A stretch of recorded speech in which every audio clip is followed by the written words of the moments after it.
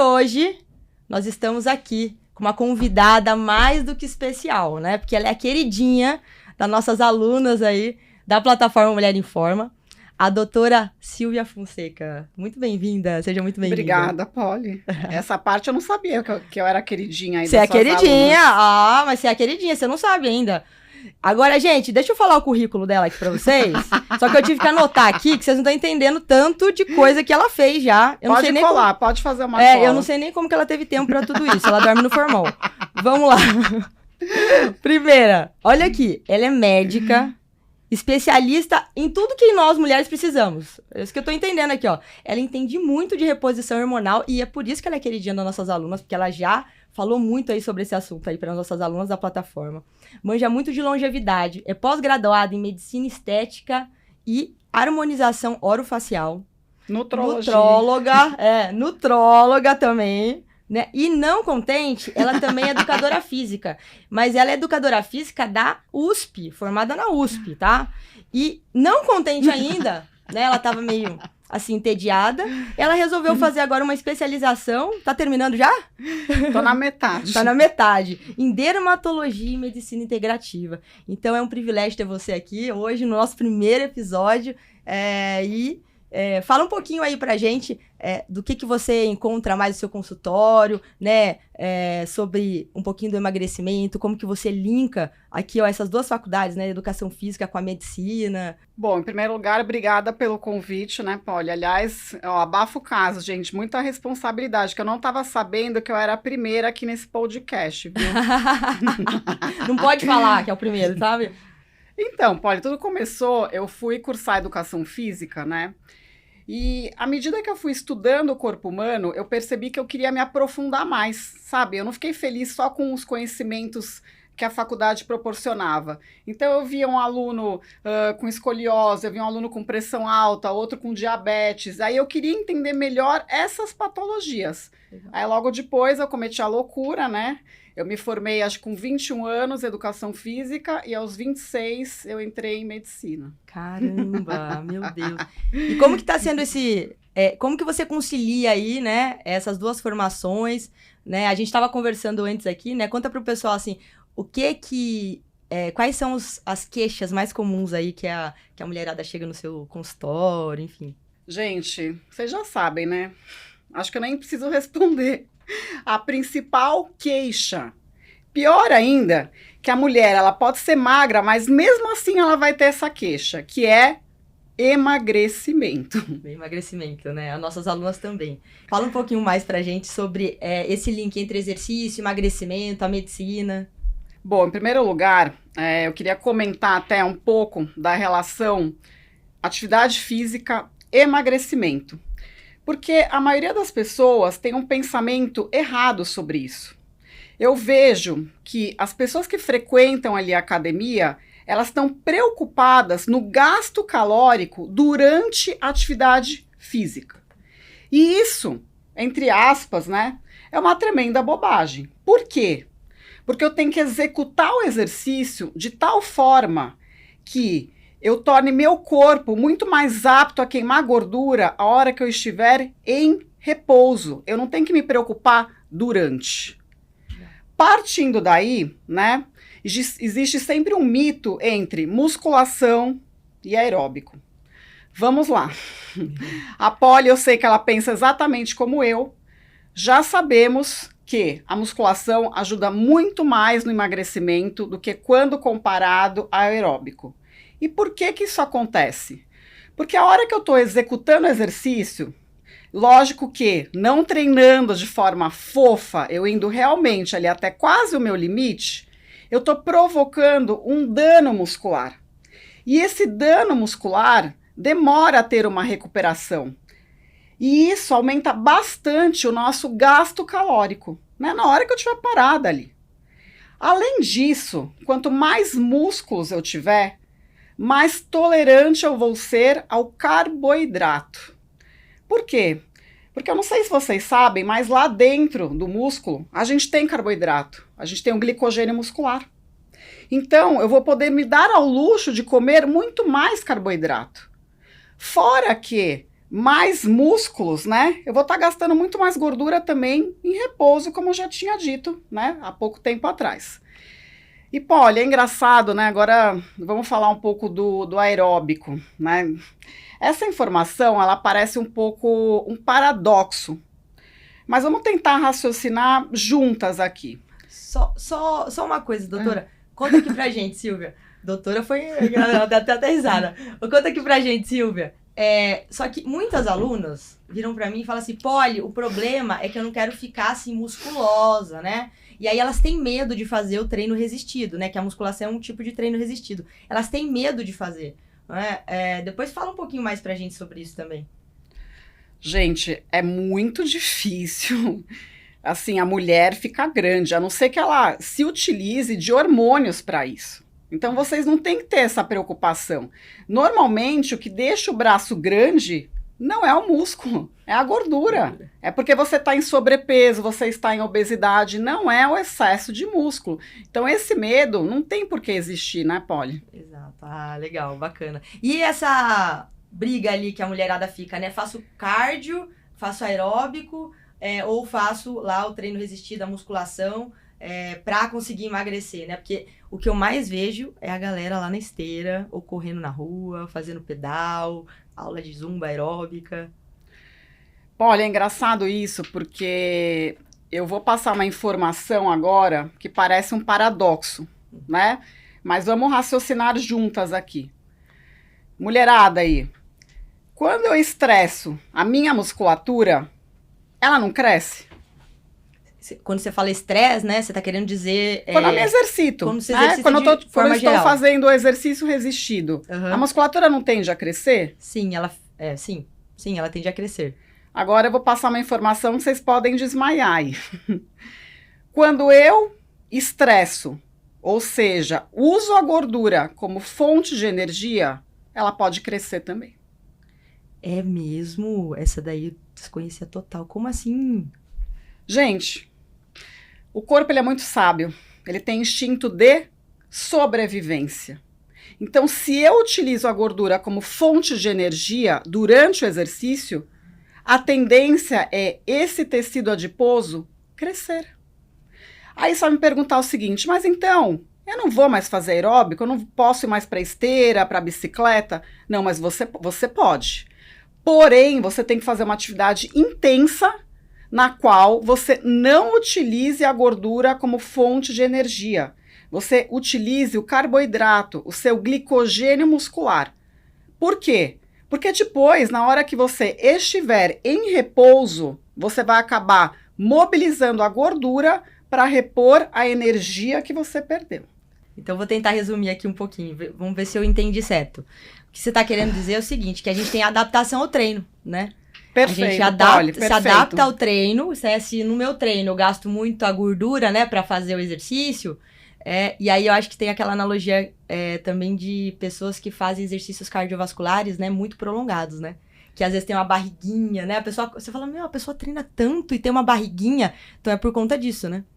Gente, é super comum. Eu mesma, eu reparo muito. Eu vou lá na academia e às vezes eu vejo aquela mesma pessoa sempre ali na esteira, a passos de shopping, e ela nunca emagrece ou até mesmo, às vezes, está acima do peso. Agora, vocês entenderam por quê? Legal. Então, a gente se adapta ao exercício e como aquele exercício, ele consome mais gordura ali como fonte energética, a gente acaba tendo uma tendência e facilidade para acumular mais gordura para poder conseguir fazer e performar melhor aquele exercício. É isso, né? Exatamente, legal. Mas daí, qual que é o segredo, né? Eu realizar atividades intervaladas. Porque isso, não vai dar tempo de eu pegar a gordura e utilizar como fonte de energia. Né? Eu vou estar utilizando carboidrato, então sempre estar alternando ali a intensidade. Legal, bacana. É basicamente, né, o que a gente faz, né, a gente vem, do ponto de vista da educação física, né, a gente veio da mesma formação e é basicamente o que a gente aplica ali com as alunas na plataforma também, né. São treinos ali personalizados para que elas, de fato, consigam estimular o metabolismo a ser mais gastão, né? A gastar mais caloria em repouso, que a gente entende que é o jeito mais eficiente de emagrecer.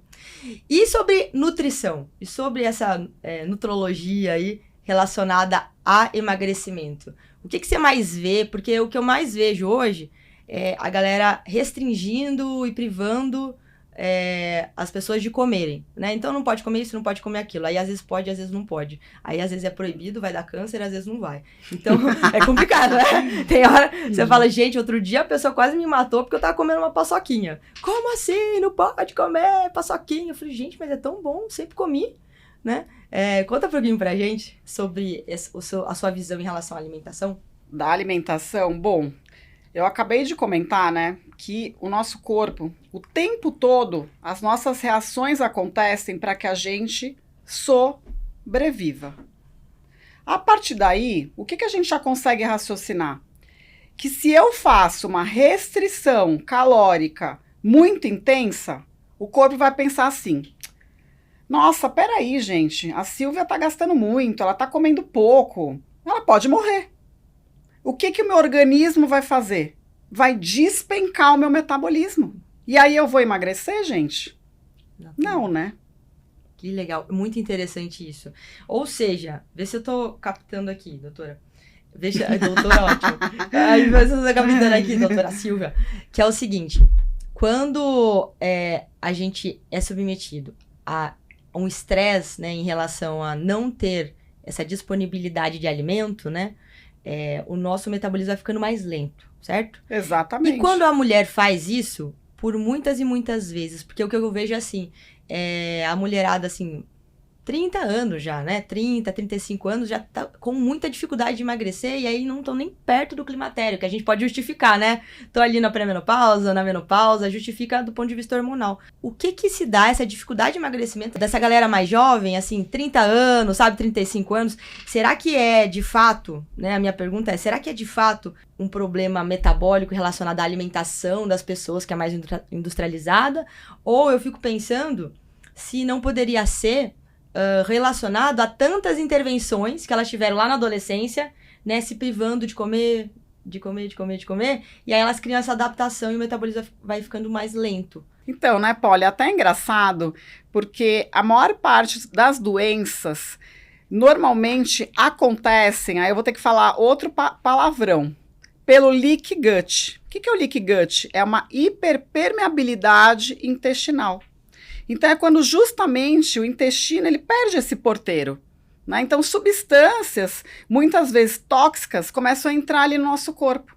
E o nosso corpo produz anticorpos contra essas substâncias e esses mesmos anticorpos podem atacar outras regiões ali do nosso corpo, provocando muitas vezes até algumas doenças autoimunes.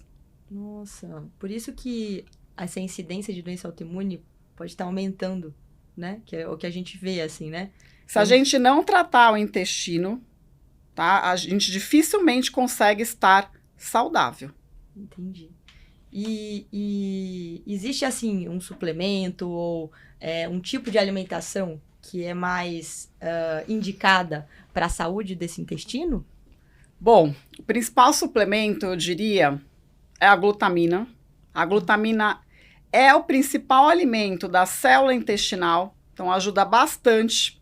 Além disso, a mulherada aí, né, eu sei que pensa muito no colágeno. Uhum. Só que o colágeno não é só para a pele.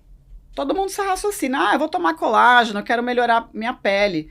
Mas o intestino, ele também precisa de colágeno. Então, o colágeno também ajuda nessa parte intestinal. Uhum. Em relação à alimentação, a gente tem que aplicar o princípio da individualidade, né? Às vezes o que é bom para mim não é bom para você e vice-versa. Por isso que, gente, não podemos sair falando, ninguém come, né? Ninguém ingere lactose, ninguém coma glúten. Não, a gente tem que olhar para aquele ser humano, né, e perceber que ele é único. Então, a gente não tem que partir para essa moda de cortar tudo. Né? A gente tem que ver o que é bom para a gente. Agora eu tenho uma pergunta aqui, que é uma pergunta que as nossas alunas fazem bastante, né?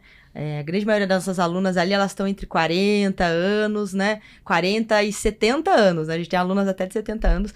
Mas a grande maioria delas, né, estão ali no climatério, na menopausa, e muitas delas sentem que elas não conhecem mais o seu corpo, né, que elas fazem várias coisas que elas faziam antes, parece que não funciona mais. Começa a aparecer uma gordurinha aqui, outra ali, a saúde tá diferente, né, vários aspectos ali que vão diminuindo a qualidade de vida dessa mulher, né, e do ponto de vista da nutrologia, né, e da medicina, e o que você mais vê no consultório? Qual a necessidade maior que essas mulheres estão precisando ali naquele momento? Polly, é engraçado que esse assunto ele é extremamente polêmico. E eu fico muito triste no consultório. Porque eu vejo muitas mulheres que deveriam, né, ter feito uma reposição hormonal e muitas vezes já até passou daquela janela que eu poderia entrar com a reposição. E a qualidade de vida dela extremamente afetada. Dificilmente alguém tem uma contraindicação em relação à reposição hormonal. Aliás, a gente envelhece justamente porque os hormônios caem. E quando eu penso em envelhecimento, não é só meu rosto, não é minha pele, todos os órgãos também estão envelhecendo. Então, o que acontece? Primeira coisa que a gente tem que entender, os hormônios começam a cair muito antes da mulher entrar no climatério. Uhum. E eu tenho que justamente analisar. Peraí, qual hormônio que está caindo? Será que a testosterona já caiu? E eu tenho que repor o que ela não está produzindo? Ou que hábitos essa mulher está tendo que pode estar ocasionando tal hormônio cair? Então, por exemplo, o sono. A mulher que não dorme bem, ela tem um cortisol mais alto. Ela é uma estressada crônica. Cortisol subiu, testosterona tende a cair. Né? Então, assim, não adianta, a gente tem que sempre investigar todo esse panorama hormonal. Não. E até, o que acontece? Vamos lá, uma mulher que não faça reposição hormonal, algumas consequências, tá? Não sei se vocês já viram na rua, mulheres, porque dá até para identificar na rua quem faz ou não faz reposição hormonal. Já viram mulheres com os membros mais finos e uma barriga mais avantajada? Uhum. Essa mulher, ela não deve fazer reposição hormonal. O que acontece? O organismo da mulher, até numa tentativa desenfreada de produzir hormônio feminino, porque lá no tecido adiposo a gente produz hormônio feminino, a barriga começa a aumentar. Olha como o corpo é sábio. Uhum. E essa barriga aumentando, o que provoca? Inflamação. E inflamação é a mãe de todas as doenças, inclusive câncer. Então, olha já a repercussão séria da mulher não estar realizando a reposição hormonal. Ela já está com chance de ter inúmeras doenças, justamente por esse acúmulo de gordura mais abdominal. Aí, muitas vezes, a mulher, ela vai até o psiquiatra e se queixa do quê? Ai, doutor, eu tô com um lapso de memória. Eu sinto que minha parte cognitiva está caindo. Eu tô com alguns sintomas depressivos. E o médico, ele dá o quê? Muitas vezes a medicação. Quando muitas vezes bastaria ter entrado com essa parte hormonal. A deficiência hormonal, já estão se comprovando, provoca até uma neuroinflamação, uma inflamação em todo o sistema nervoso central, até aumentando chance de algumas doenças demenciais, até como Alzheimer. Nossa, que interessante. E a questão da reposição hormonal, né, eu tendo a entender que a grande maioria das mulheres, né, que não fazem, são porque existia, né, e ainda existe uma questão ali falando sobre câncer e histórico de câncer na família em relação à reposição hormonal, né, e também por causa dos preços, né, porque não é tão acessível assim, né, fazer a reposição. Aí você pode falar um pouquinho mais sobre isso. Tá. Ó, vamos lá. Existem várias vias de reposição hormonal. E eu vou adaptar isso justamente ao bolso dessa mulher. Então, eu posso fazer via transdérmica, que seria o gelzinho. Isso é mais barato, tá? Eu posso fazer via injetável. Eu posso fazer via implante, que daí seria o meio mais caro, tá? O implante, qual é a vantagem? É a praticidade. Então, muitas vezes, a mulher coloca o implante e ela fica ali 1 ano sem nem pensar nisso, tá? A reposição via oral, a gente não pode ter total preconceito, mas não é uma via muito bacana. Por quê? Porque ela tem uma passagem ali pelo fígado, importante, podendo muitas vezes até aumentar um componente que é mais cancerígeno, que seria o estradiol, estar se transformando em estrona, e essa passagem no fígado está aumentando chance até de trombose. Mas lógico, por exemplo, chega uma mulher lá no meu consultório e ela já faz uso há muitos anos dessa reposição via oral, eu vou modificar? Não, se está tudo bem, mas normalmente eu dou preferência via transdérmica e implante. Entendi. E como que essa mulher vai identificar que, mesmo não estando ainda na menopausa, que ela já teria, né, indícios de que ela poderia fazer essa reposição para evitar esse início aí de sintomas que vem aí com a pré-menopausa. Esses sintomas muitas vezes aparecem e o exame de sangue que a gente faz no laboratório tradicional, né, ele fala que tá tudo bem, né, para nossa idade, em relação à nossa idade, em relação ao sexo, enfim. E então, como é que a gente identifica isso para a gente ter assim esse alerta? Olha, gente, o que a Polly está falando é muito interessante, porque eu vejo muitos médicos se acomodando com a dita normalidade dos exames laboratoriais. E, na verdade, aquele valor de referência que a gente vê ali foi feito para que a maioria da população que esteja frequentando aquele laboratório fique nessa faixa. Isso não significa que eu esteja saudável. Aliás, Polly, eu não sei se você já reparou, né? Às vezes a gente pega um exame de sangue, eu já vi, insulina, normalidade, 2 até 20. Aí eu falo, gente, o que é isso? Será que quem tá com 20, né, tá tão saudável quanto quem tá com 2? Sendo que muitas vezes, né, no caso da insulina, a mulher que tá acima de 7 já tá num quadro ali de uma resistência à ação da insulina. E o laboratório considera aquilo normal. Mas em se tratando, né, de hormônios, aí eu vou falar uma frase famosa que é: a clínica é soberana. Então, assim, nada substitui uma boa conversa. Por exemplo, a testosterona, ela dura muito rápido no sangue. E a gente não pode esquecer que sangue é um meio de transporte.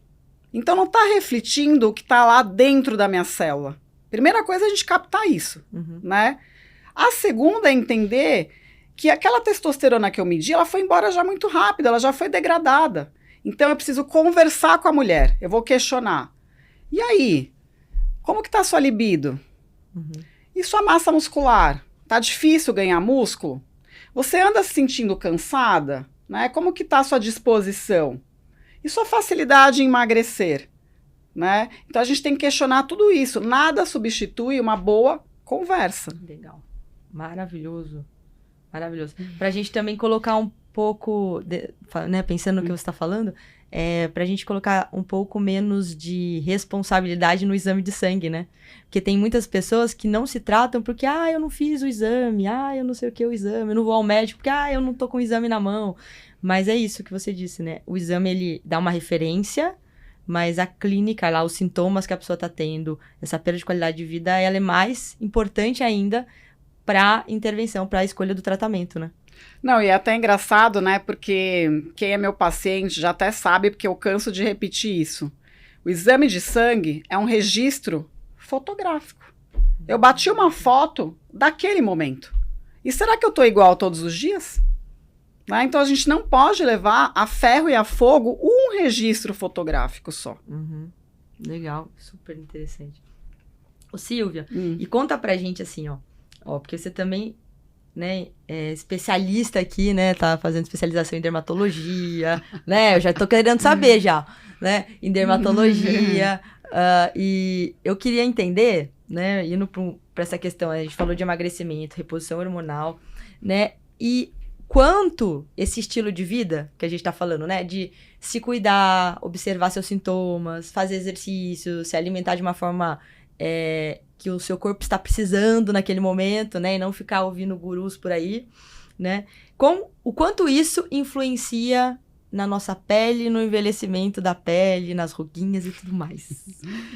Bom, até um fato muito curioso, né, Polly? Que a mulher que não faz reposição hormonal, ela tem um envelhecimento da pele muito mais acelerado.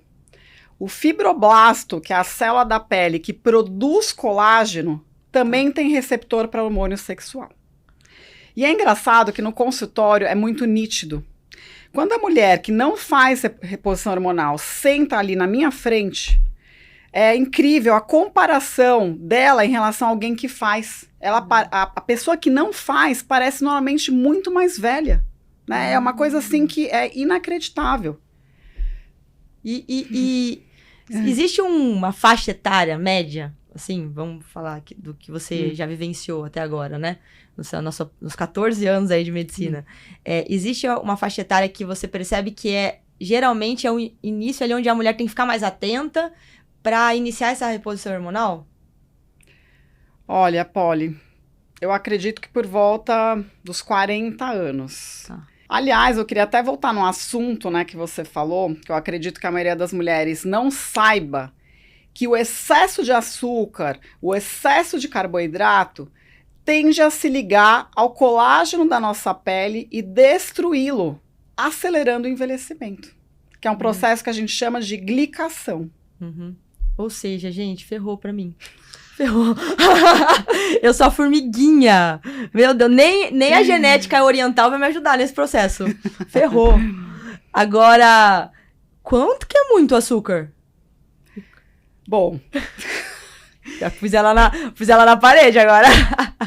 Isso, né, Polly, a gente tem que analisar numa consulta, né, individualmente. Uhum. Aliás, como eu falei ali no início do podcast, por exemplo, uma pessoa que tem mais músculo é mais tolerante ao carboidrato. Uhum. Então, a gente sempre tem que analisar uma série de questões. Eu também tenho que olhar para os exames de sangue. Quanto que está a insulina dessa pessoa? Uhum. Se ela já tiver uma certa resistência à ação da insulina, essa pessoa vai ter que orientá-la a justamente ingerir menos açúcar, menos carboidrato.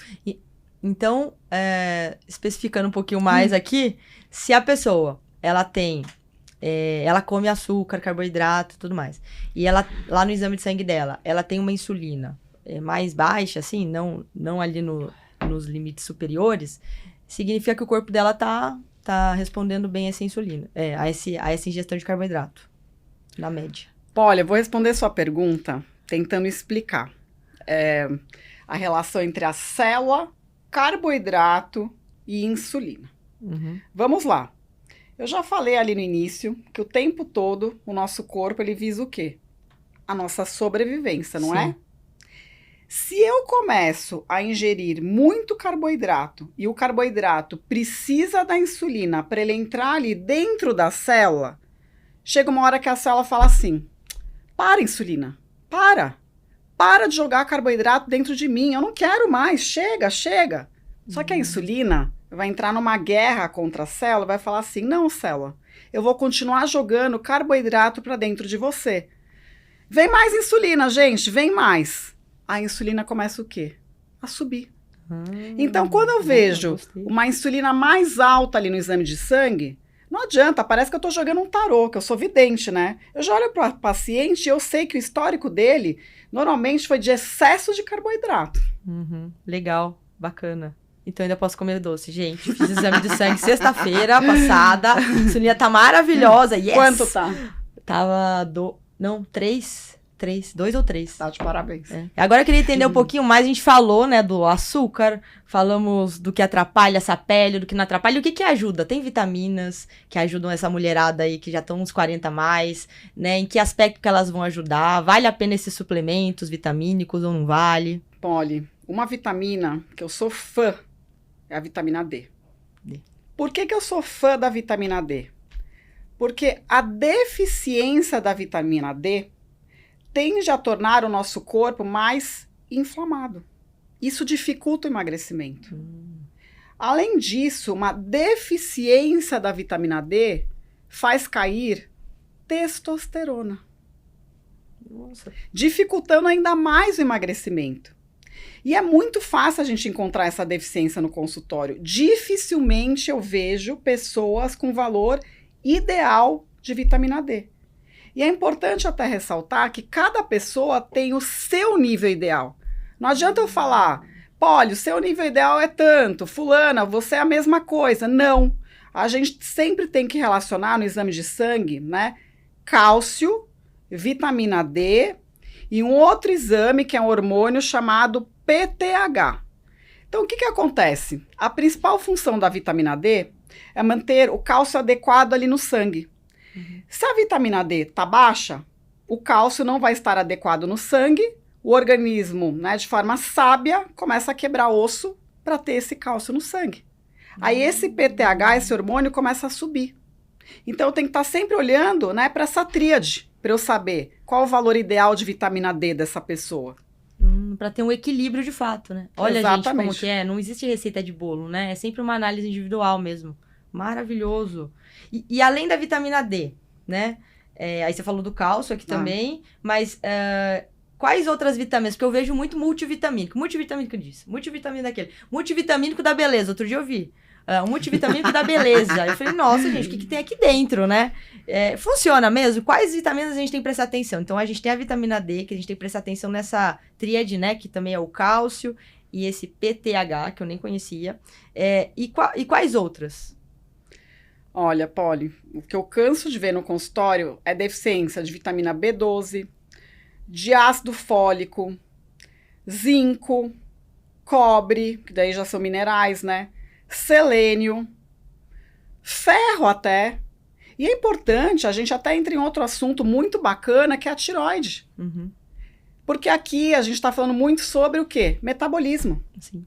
Se eu estou numa condição na qual a minha tireoide não funciona direito, né, meu metabolismo vai o quê? Despencar. Sim. E é interessante que a tireoide, ela precisa principalmente de ferro, zinco e selênio. Esses três são os principais para a matéria-prima para a gente produzir hormônio tiroidiano.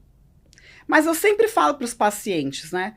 Tudo que eu posso pegar numa prateleira, né? Comprar, muitas vezes tem quantidades ínfimas e às vezes eu preciso de uma quantidade maior. Então eu não oriento os pacientes a suplementarem por conta própria. Né? Por exemplo, um fato interessante, zinco manda embora cobre. Então, na época da Covid, né, começou aquela história, porque zinco faz bem para a imunidade. Gente, vamos todo mundo suplementar zinco. Aí o que a gente via? Níveis de cobre despencando ali no exame de sangue. Então, a gente tem que ter um acompanhamento. Uhum. E aí, por exemplo, nesse caso, né, esse cobre aí diminuindo ali nos exames, né, traz alguma resposta, algum sintoma para essa pessoa? Que vocês observaram mais ali? Não, mas o cobre, Polly, a gente ficaria aqui horas, ele participa de tantas reações, né, que vai afetar bruscamente a saúde desse paciente. A gente tem que ter um equilíbrio. Entendi. Tanto que, normalmente, quando eu suplemento zinco, eu já entro com uma pequena quantidade ali de cobre.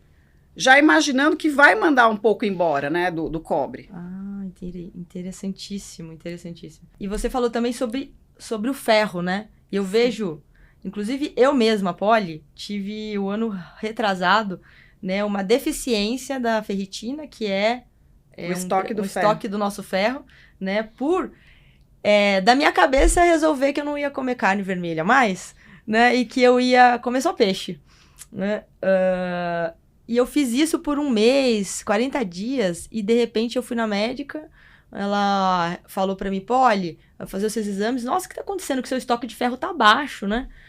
E eu falei, nossa, eu tô cansada, eu tava começando a sentir mais uma leseira, assim. E ela falou, vamos ter que tomar injeção, eu tive que tomar injeção. De forma endovenosa. Isso. Noripurum, é isso. Eu tive que tomar essa injeção 2, 3 vezes. Não tem problema. Aqui, Sheila. Sheila aqui com a gente. Galera, aqui tá ajudando a gente aqui hoje. E aí eu tive que tomar essa injeção 2, 3 vezes e ainda depois tomar um pouco de ferro via oral. E aí voltei a comer carne normalmente. Quais são as outras importâncias desse ferro para essa mulher, né? Por que a gente tem que ficar observando bem, assim, esse mineral? Olha, é engraçado, porque não sei se vocês já ouviram o termo que a gordura ela tem que ser oxidada. Uhum. A gordura, na verdade, quando a gente fala que ela vai ser oxidada, é porque ela vai ser o quê? Gasta. Que é o que vocês mulheres querem, né? E adivinha... Que é o queimar a gordura, né? É o queimar Exatamente. a gordura, né? É oxidar, né? No termo é oxidar a gordura. E adivinha aonde o oxigênio é transportado no corpo? No ferro. No ferro, mulherada. Então, o que acontece? O que é muito comum lá no consultório? Mulheres que menstruam em excesso, com a ferritina, que é o estoque do ferro, lá embaixo. Ou mulheres como você, que de repente param de comer carne de novo, com a ferritina lá embaixo, e isso com certeza vai dificultar o emagrecimento. Você não vai ter disposição para malhar, né? Você não está otimizando ali a circulação de oxigênio no corpo, né? Então, assim, isso é um fator essencial para a gente estar analisando no exame de sangue. E é engraçado, né, Polly? Vamos pensar o seguinte, faz de conta que agora eu e você, a gente resolva montar uma loja, tá? Você concorda que a vitrine tem que estar impecável? Que o estoque pode estar defasado, mas a vitrine não, né? Então essa relação se aplica a ferritina e ferro. Ferritina é o estoque. O ferro é a vitrine. Então qual é a primeira coisa que cai? O estoque, a ferritina. Então, gente, não adianta vocês olharem o ferro lindo e maravilhoso ali no exame de sangue e a ferritina, que é o estoque, lá embaixo. Você tem que fazer essa reposição. Interessante, interessante. E então, mulheres que são vegetarianas, veganas, precisam, além né, de suplementar a B12, que só tem na carne, né? Exatamente. Também precisam suplementar o ferro. Na maioria das vezes, sim, Polly. No caso da mulher que menstrua em excesso, muitas vezes eu oriento ela a parar de menstruar. Porque a menstruação está afetando a qualidade de vida dela. E, aliás, esse também é um outro assunto polêmico, né? Sim. Porque eu brinco lá no consultório que eu falo assim, menstruação, um sangramento inútil. Tá? Então, assim, muitas vezes aquela menstruação está afetando tanto a qualidade de vida daquela mulher que é melhor ela parar. Não vai ter repercussão nenhuma para ela. Porque senão, constantemente, ela está indo ali no hospital fazer a reposição endovenosa de ferro. Entendi. Mas aí, no caso, né? Agora já vou entrar nesse assunto, gente. Eu adoro. Ó, mas no caso dessa mulher aqui, né? Que interrompe ali o ciclo menstrual, né? Aí é o uso de medicamento, né? O uso de anticoncepcional, enfim.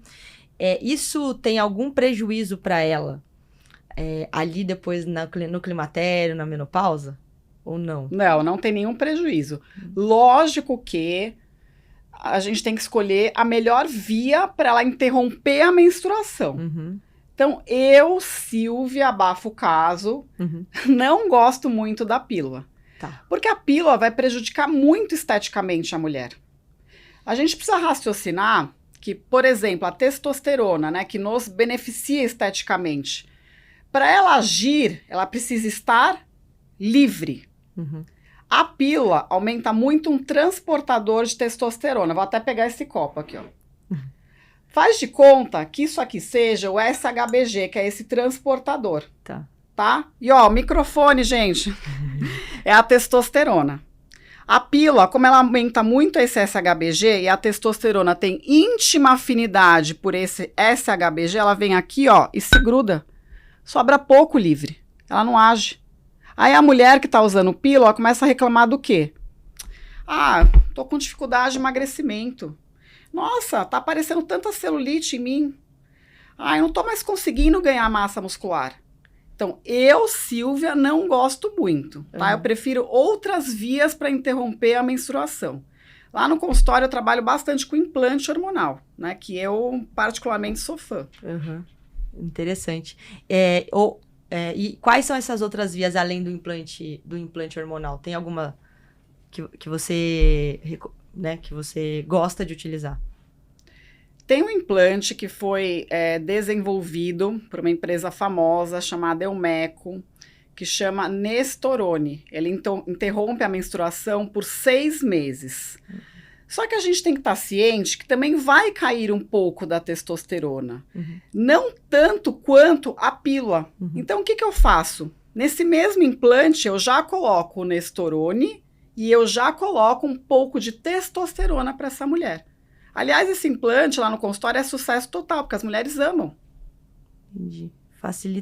Facilita a qualidade de vida, né?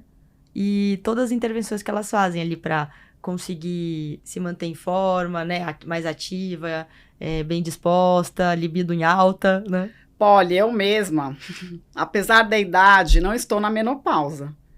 E já faz, acho que 12 anos que eu optei por não menstruar mais. E eu percebi diferença estética em mim. Né? Acho que até você me conhece há anos, né? Sim. Eu acho que eu fui tendo uma evolução estética, apesar de eu estar comendo praticamente a mesma coisa e executando o mesmo treino. Que bacana, que legal. Doutora Silvia, fala pra gente um pouquinho, eu queria, sobre mitos, assim, que você mais pega aí já pegou aí nesses 14 anos de medicina, que seriam interessantes, né, para a nossa audiência aqui, entender um pouquinho mais, né, e trazer esse conhecimento para elas discernirem, né, o que é, de fato, verdade e o que é fake news, né, em relação à saúde da mulher. Bom, agora me veio à mente sobre creatina. Creatina, legal. Polly, eu sou fã da creatina. Só explica para as meninas o que é a creatina, que nem todo mundo sabe, né? Creatina é um suplemento esportivo super famoso, né? Que, inclusive, tem comprovação científica, é um dos poucos que tem. E a maior parte das pessoas, né, quando chega ali no consultório, fala assim, ai, Silvia, não, eu não vou tomar isso aí incha. Aí eu já fico horrorizada. Por quê? Porque a creatina, ela ajuda a puxar água para dentro do músculo. E inchaço é quando aumenta o líquido subcutâneo. E isso não acontece. E eu estar com o músculo mais hidratado tem uma série de benefícios. Então, por exemplo, aquele praticante de atividade de endurance, né, um corredor, por exemplo, o fato dele estar com o músculo mais hidratado faz ele desidratar mais lentamente, aumenta a performance dele. E, gente, creatina, ela ajuda a tornar a célula mais saudável. A creatina também, Polly, ela ajuda, por exemplo, uma pessoa que está num processo de emagrecimento a manter sua massa muscular. Creatina ajuda também pessoas que têm resistência à ação da insulina. O que a gente precisa entender... E aí, gente, vou ter que relembrar lá o colégio. Eu posso, Polly? Pode, fica à vontade. Alguém aí lembra o que é ATP? ATP, ixi, vamos lembrar? Eu não ia lembrar, não. Ó, vocês não precisam entender o que é ATP. Basta a gente saber que tudo que a gente come vira ATP, que é como se fosse uma moeda energética do nosso corpo. É o que a gente utiliza como fonte de energia. Então, imagina o quê? Toda célula precisa de uma quantidade de ATP adequada para se manter saudável. E quando eu falo toda célula, eu estou falando das células do corpo inteiro. Uhum. Então, olha a importância da creatina. Então, eu costumo suplementar bastante nas pessoas que estão nesse processo de emagrecimento. Agora, peraí, eu não entendi. Explica melhor para as meninas, ó. Qual é a relação do ATP com a creatina? Ó, Polly, você que tá pedindo, viu, mulherada? Se eu estiver falando difícil, é culpa dela, tá? Não, a gente precisa entender, né? Vamos lá, ó. ATP, ela que pediu. É adenosina trifosfato. Tem 3 fosfatos ali. Quando a gente precisa de energia, esse ATP é quebrado e vira adenosina difosfato. Ou seja, perdeu uma creatina fosfato, que foi utilizada justamente para fornecer energia para a gente. Uhum. A creatina ajuda a recompor logo esse ADP em ATP. Então, peraí, ó. Vamos traduzir? Vê se tá certo. A creatina, esse suplemento que todo mundo fala aí na academia, né, tal, e que só os maromba parece que tomam, você tá falando que é bom pra nós mulheres, que não vai deixar a gente maromba e que vai ajudar inclusive no emagrecimento, porque ela recompõe a energia que a gente usa para as atividades da célula. Mas, ó, eu vou fazer até uma brincadeira aqui, né? Eu peso 60 quilos. Faz de conta que eu pese 70, tá? Eu tô 10 quilos acima do meu peso. Você concorda que é como se eu tivesse uma mochila de 10 quilos em mim? Uhum. À medida que eu começar esse processo de emagrecimento, eu estou me desfazendo dessa mochila. O que tende a acontecer? Se eu estou transportando menos peso, eu vou tender ao quê? A perder massa muscular. Uhum. principalmente de onde? Da região de perna. Eu estou me desfazendo da mochila. Então, a creatina vai ajudar a manter minha massa muscular, principalmente da perna. Aliás, mulherada, vocês que estão aí nesse processo de emagrecimento, caprichem no treino de pernas, que é o principal local onde a gente tende a perder músculo. Tá, legal. Então a creatina vai ajudar a gente, mas e quem tem problema renal? Porque a gente sempre ouviu falar que creatina não pode usar, principalmente porque dá problema renal, né? Isso é sobre essa história. Olha, eu vou até chegar bem perto do microfone agora, porque eu fico revoltada com isso. Creatina não faz mal para os rins. O que acontece?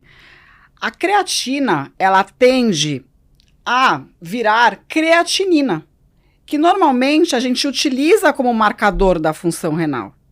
Então, se eu estou suplementando creatina, eu já tenho consciência que essa creatinina tende a subir e eu não vou utilizá-la mais como marcador da função renal. Eu posso usar outros exames de sangue, como cistatina C.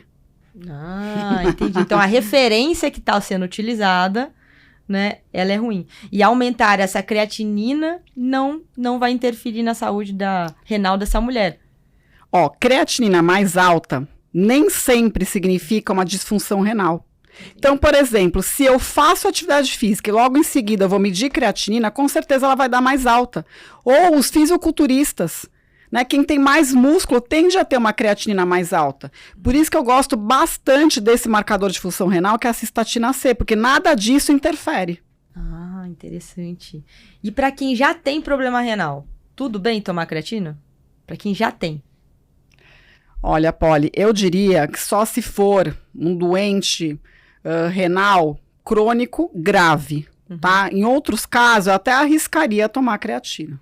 Tá, aí tem que ver de forma individualizada Sim. mesmo, né? Obviamente, legal. E quais outros mitos, assim, relacionados não só à suplementação, né? Você encontra lá no consultório?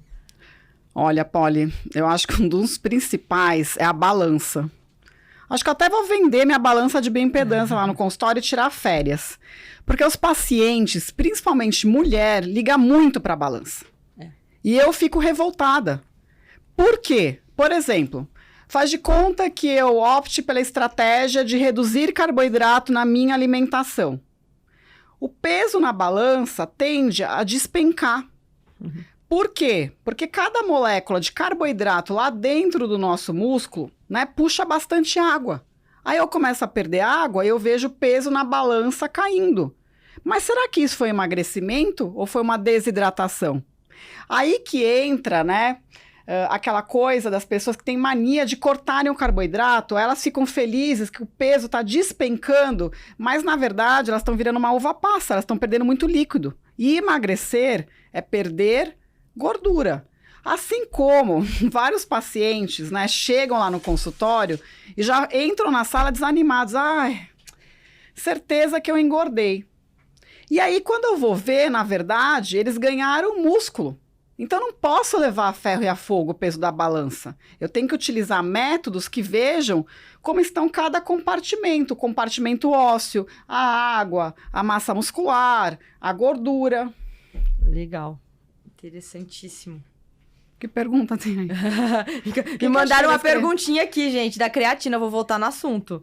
Mandaram a perguntinha assim: a creatina pode ser usada pelos idosos, por pessoas idosas?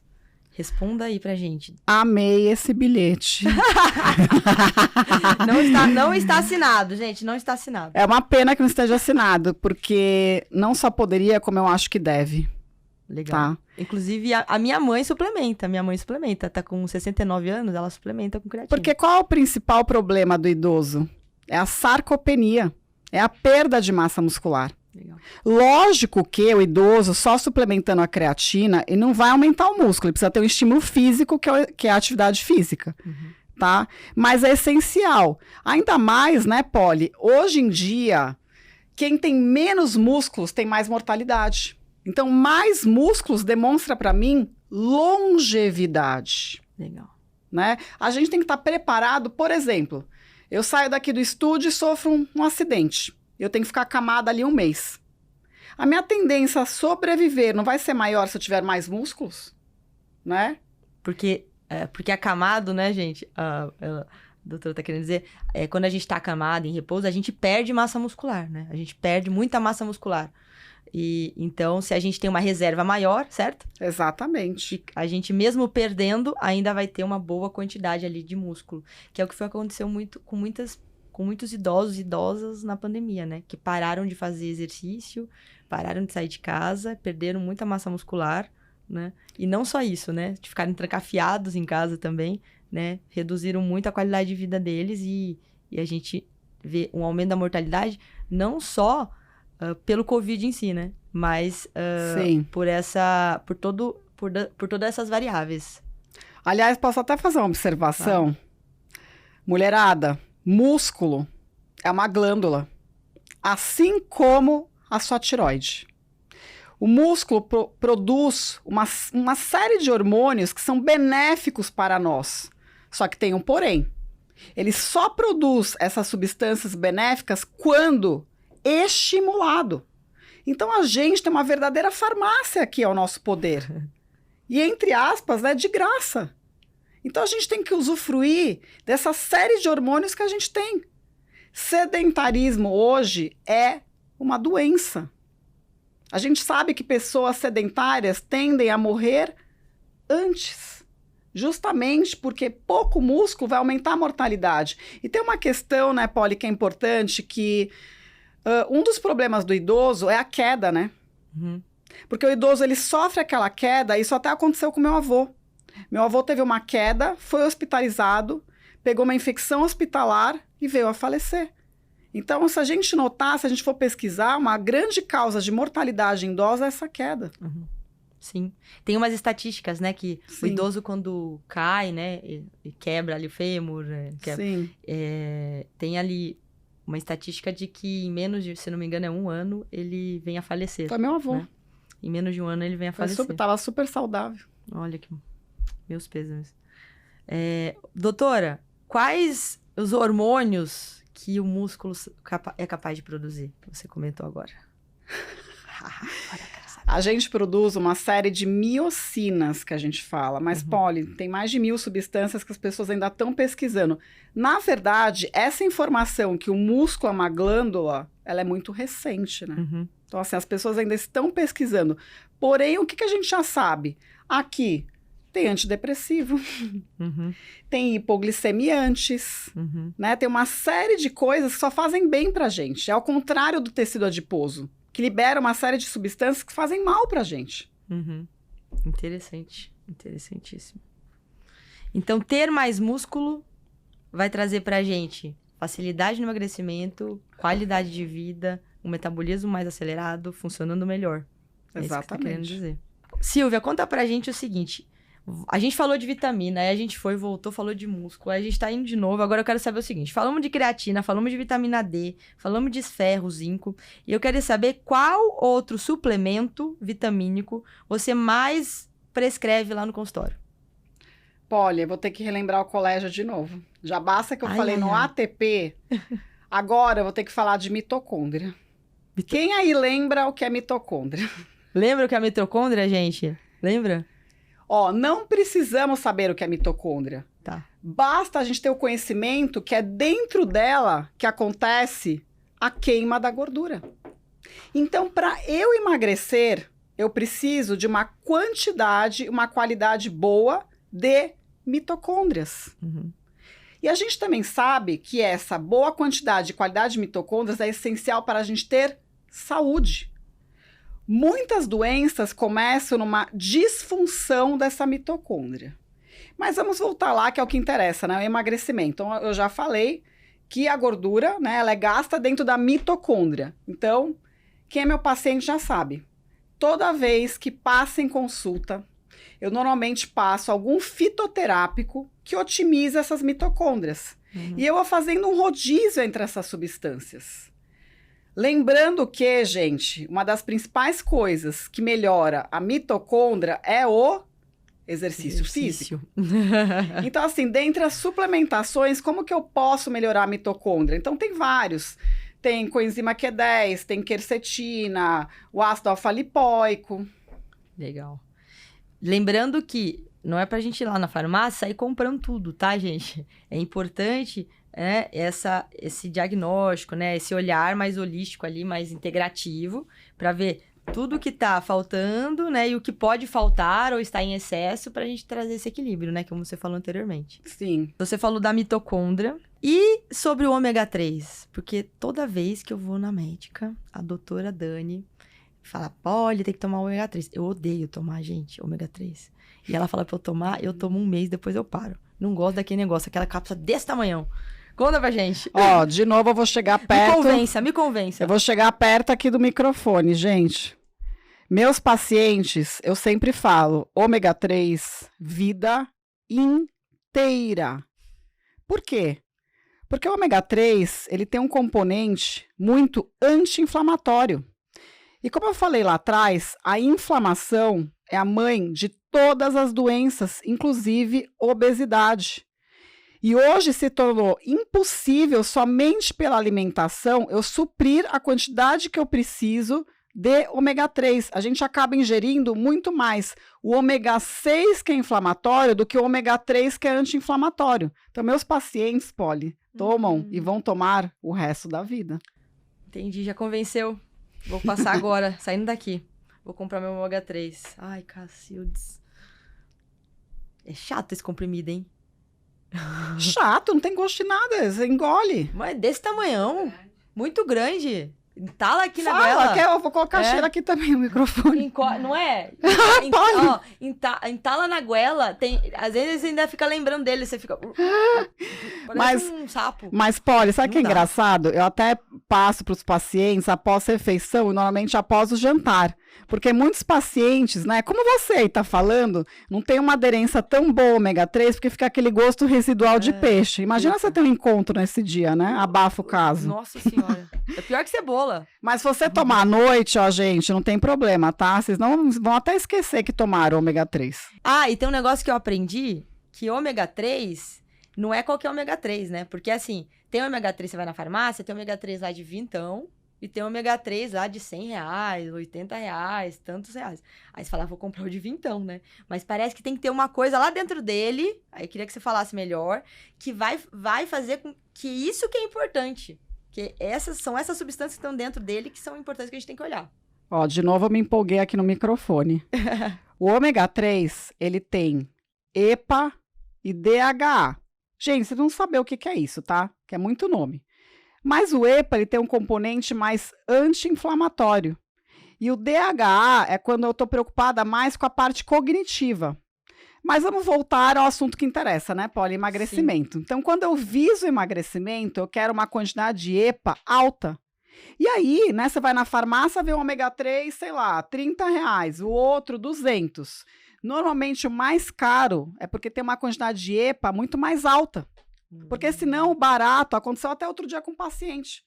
O paciente comprou lá de uma marca que eu não vou citar, daí eu falei assim para ele, olha, eu quero acumular 2 gramas de EPA por dia. Ele ia ter que tomar 12 cápsulas. Nossa. Então assim, adiantou ele ter comprado mais barato? Não. Ainda vai ficar entalado com aquele comprimido horroroso de ômega 3. Exatamente. Coitado, entendi perfeitamente. Agora, a pergunta que todo mundo quer fazer, entendeu? Mas ninguém vai fazer, só eu. É o seguinte. Pelo amor de Deus, minha vida pessoal, não. Que suplementos a doutora toma? Gente, essa pergunta eu não estava esperando, socorro! Será que dá tempo de eu falar todos? Tá. Como assim? Claro que dá. Temos muito tempo aqui. Bom, vamos lá. Eu tomo colágeno hidrolisado, pensando na pele.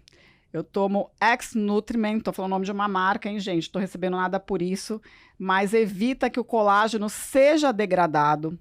Eu tomo extrato de melão Catalupe, que é um poderoso antioxidante, também pensando na minha pele.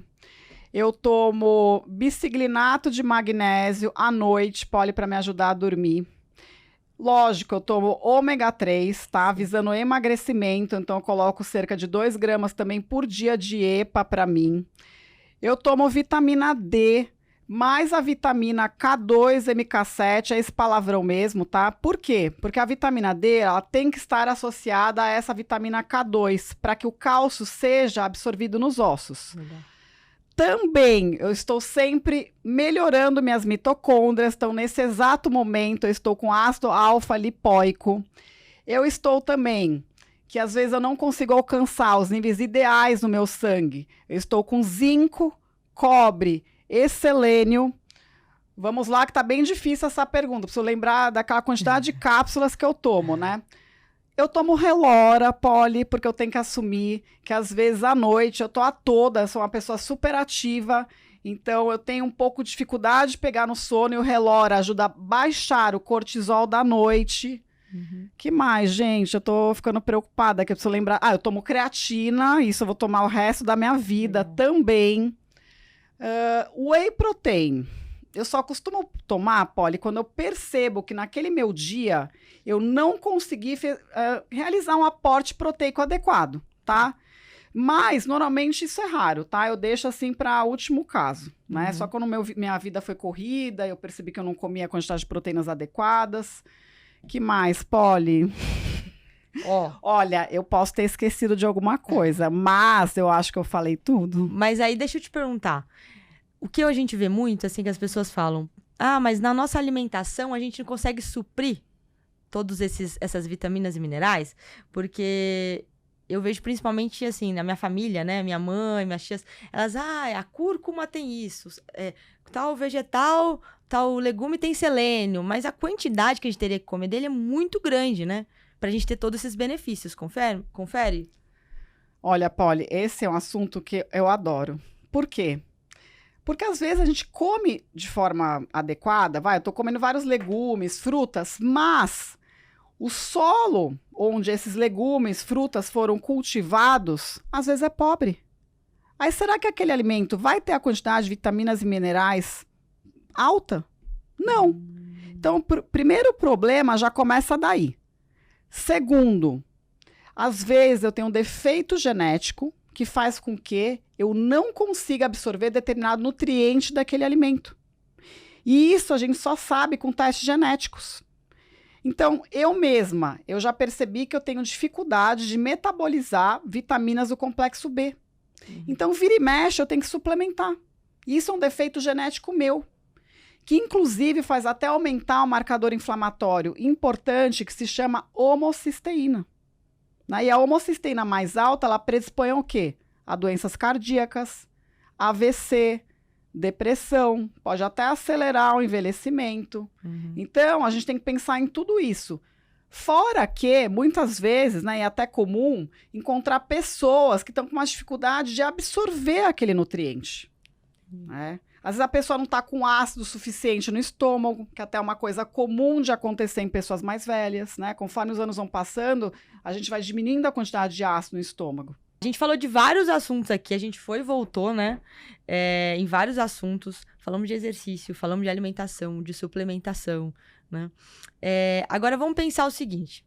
A mulher que quer emagrecer, 40 a mais, né? Se a gente tivesse assim, se você pudesse, de tudo que a gente falou e de tudo que você conhece e já vivenciou no consultório, quais seriam, assim, as 3 a 5 principais coisas que ela tem que se atentar para que ela tenha qualidade de vida, consiga ficar em forma, tenha saúde? Bom, a primeira coisa é a atividade física, né, Poli? Tá. E vira e mexe, eu sou questionada no consultório. Silvia, quanto eu tenho que fazer de exercício? E uma coisa que a gente tem que raciocinar é que a maioria de nós tem um comportamento sedentário. Então eu pergunto, e aí, como é que é a sua vida? Né? Você vai até o mercado ou você pede pelo iFood? Né? Você está num shopping, você sobe a escada ou você pega a escada rolante? Como que é seu trabalho? Seu trabalho envolve movimentação ou você trabalha ali sentada? Tá? Quanto mais a pessoa tiver um comportamento sedentário, mais eu vou falar, faça mais atividade física. E não adianta, exercício resistido, né, é obrigatório. Legal. Exercício resistido. E além do exercício, né? Qual seria, assim, o segundo na tua lista, assim, de recomendação pra mulherada lá próxima do 40 ou 40 a mais? Gente, não adianta, é a questão hormonal, né? Por mais que a mulher, ela talvez nem esteja no climatério ou menopausa, alguns hormônios já podem ter começado a cair. Uhum. E a gente sabe que essa deficiência hormonal vai fazer com que o metabolismo caia. Então, uma coisa que eu questiono muito, né, Polly, para saber essa parte hormonal você usa algum método contraceptivo? Qual método você está utilizando? Porque a gente já sabe que, dependendo do método, está prejudicando essa mulher esteticamente. Uhum. Interessante. Então, ficar atenta, né, a essa questão da reposição hormonal e já dos métodos contraceptivos que ela está usando hoje, que podem estar atrapalhando ela no processo. Bacana. Sim. E em terceiro lugar, assim, elencar 3 coisas. Olha, aí eu vejo, né, eu procuro analisar os exames laboratoriais, como eu te falei, sobre o ponto de vista do ideal. Tá. Então, o que eu faço? Eu olho todas as vitaminas e minerais buscando esse valor ideal. Por quê? Porque todas as vitaminas e minerais atuam em várias reações que, inclusive, envolvem o emagrecimento. Então, como a gente já falou, eu vou olhar o ferro. Será que essa mulher, né, tá com a hemoglobina ali que transporta o oxigênio de forma adequada? Né? Uhum. Como que tá a vitamina D dela? Uhum. Né? Será que tá favorecendo o emagrecimento? Tá favorecendo a testosterona? Eu vou olhar zinco, selênio, essenciais para tiroide, né? Eu vou olhar justamente até o funcionamento da tiroide. Porque até é muito comum, né, Polly, lá no consultório. Imagina o seguinte, né, que os hormônios tiroidianos, eles têm como se fosse um chefão lá no cérebro, tá? Que se chama TSH. Esse TSH, ele começa a subir quando os hormônios tiroidianos estão mais baixos. E o que eu vejo lá no consultório? Aliás, essa semana eu vi. Muitas mulheres que estão numa condição de hipotiroidismo, muitas vezes há anos, e ninguém viu. Tá? Porque se acomodaram com o quê? Com valor de referência. E, aliás, né, Polly, uma doença muito comum que provoca a dificuldade, né, de emagrecer é o hipotiroidismo de Hashimoto. Sim. Né, que é uma doença autoimune muito importante. E muito comum, a gente tem muitas alunas. E tá cada vez piorando, tá? É? Tá cada vez piorando. E tem algum motivo? Tem atrás disso? Vários motivos. A gente costuma relacionar muito a contaminantes ambientais, tá? Então, por exemplo, sabe quando você vai ali no cabeleireiro e te oferecem um café naquele plástico? Então, por exemplo, ali tem um bisfenol, né? O bisfenol é um contaminante, tá? Que pode ocasionar Hashimoto. No nosso dia a dia, a gente entra em contato com vários contaminantes, né? Café em cápsula, o alumínio, se eu como muito peixe, mercúrio, né? Também tem uma parte hormonal, mulheres que tomam pílula há muito tempo, tá? Também pode ocasionar uma predisposição maior ao Hashimoto. Uma alteração ali de toda a flora intestinal, algumas sensibilidades alimentares, contato, né, com alguns agentes infecciosos, como mulher que tem candidíase de forma repetitiva, e até a Covid. Nossa, caramba. Tem relação também com a Covid. Sabiam dessa, mulherada? Principalmente mensurar no sangue os anticorpos contra a tiroide. E muitas vezes a tiroide ainda está no seu funcionamento pleno, mas a pessoa já tem os anticorpos positivos. Então já tem que ficar atenta, tá? Porque se eu deixar, ela vai progredir para esse hipotiroidismo. Uhum. Tá? E eu tenho que estar sempre de olho, principalmente, ferro, zinco, selênio, que são os minerais essenciais para o bom funcionamento da tiroide. A mulher começa a se queixar, né, Polly? Ah, minha pele tá seca, o meu cabelo ele tá caindo, eu tô tendo constipação, eu tô com dificuldade de emagrecer, eu tô com uma confusão mental. Tudo isso é sintoma de hipotireoidismo. Meu Deus, olha isso, gente, que interessante. E esses anticorpos contra a tireoide, a gente consegue saber? Eu quero saber tudo. Consegue. Como normalmente que a gente identifica eles, que tá aumentado ou não? Olha, aqui isso é um assunto um pouco complicado, né, Polly? Você pode até utilizar os valores de referência, tá? O que tiver acima, normalmente dá positivo. Mas se eu vejo o anticorpo ainda dentro do valor de referência, mas no nível mais alto, eu já fico atenta, tá? Outra coisa é o ultrassom de tireoide, tá? Muitas vezes a mulher, ela já tá com uma tireoidite, uma inflamação ali na glândula. Entendi. E no exame de sangue sai escrito anticorpo da tireoide? A gente tem 2 anticorpos principais, tá? Que a gente pede. O principal é o anti-TPO. Eu vou anotar. O assunto já tá ficando complicado aqui, né? Anti-TPO. Inclusive, o anti-TPO, ele dita o prognóstico da doença, né? Normalmente, quanto mais alto, pior o prognóstico. Ah, entendi. Pô, porque tudo que você falou que pode dar hipotireoidismo de Hashimoto, eu faço. Tô ferrada. É café de cápsula. Como fala? Eu aceito coisinhas de copinho. Eu sou dada, eu aceito tudo. Aliás, Polly, posso comentar um fato bem curioso? Claro. Que acho que muitas mulheres vão se identificar. Tem muita mulher aí fazendo uso de hormônio tiroidiano e mesmo assim deve reclamar para a Polly que não está conseguindo emagrecer, que não está vendo resultado com essa medicação. E isso pode acontecer. Por quê? Esses hormônios tiroidianos que se vendem em farmácia, que vocês costumam tomar, é o hormônio T4. Sintroid, por exemplo, é exemplo de uma marca, né? Só que, na verdade, o hormônio ativo da tiroide é T3. Então, eu preciso ter essa conversão adequada de T4 em T3. Então, por exemplo, o selênio ajuda muito nisso. Só que, às vezes, o médico que não tem essa visão integrativa, né? Ele olha lá, vê que o TSH, né, que a gente falou, que é o chefão da tiroide, tá alto e fala assim, eu vou aumentar mais o hormônio T4. E a mulher tá cada vez mais suplementando o hormônio tiroidiano e não melhorando dos sintomas. Nossa, incrível. Poxa, ó, meninas, eu não sei vocês, depois vocês comentem aqui se vocês estão curtindo, quais outros assuntos vocês querem trazer aqui pro podcast. Eu adorei essa aula aqui com a doutora Silvia Fonseca. Aprendi muito, fiz várias anotações, inclusive, de exames e tudo mais, que eu vou pedir pra minha médica aqui também, ou pra ela depois. Silvia, muito obrigada pela sua presença. Eu tenho certeza que vai ser a primeira de muitas aqui para a gente poder elevar o nível de conhecimento, né, das nossas alunas, da nossa audiência, para que elas possam tomar melhores decisões também em relação à saúde do corpo delas, né? Porque muitas vezes a gente não sabe, a gente desconhece e a gente entrega, né, a nossa saúde e os nossos resultados na mão de outras pessoas que talvez nem que muitas delas às vezes não são nem profissionais estudiosos na área, né?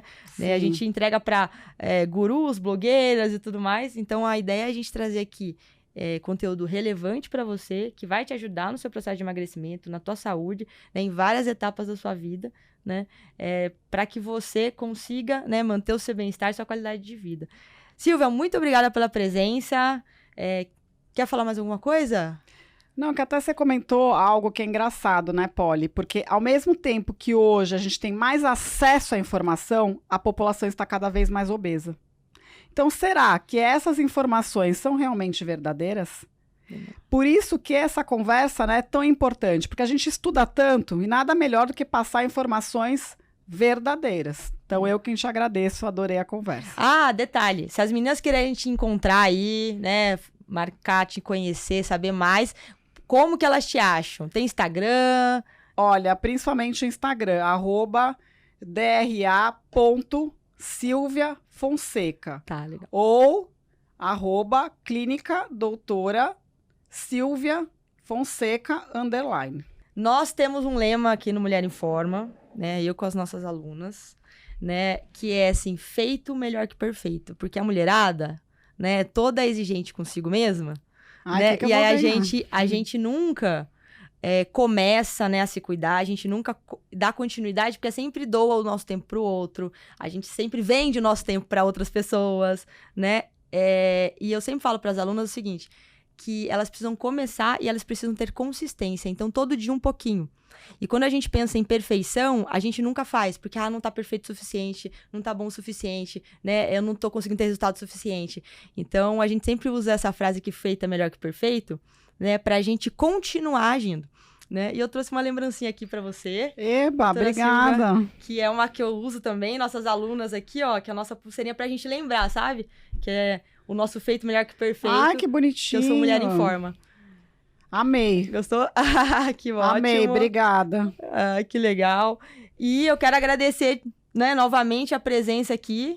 E muito obrigada, galera. Muito obrigada. Então, você que tá aqui, que curtiu esse podcast, já se inscreve aqui para não perder os próximos episódios, tá? E já envia para as amigas também, para todo mundo ficar inteirada aí das novidades, para vocês conseguirem ter o resultado que vocês querem e merecem.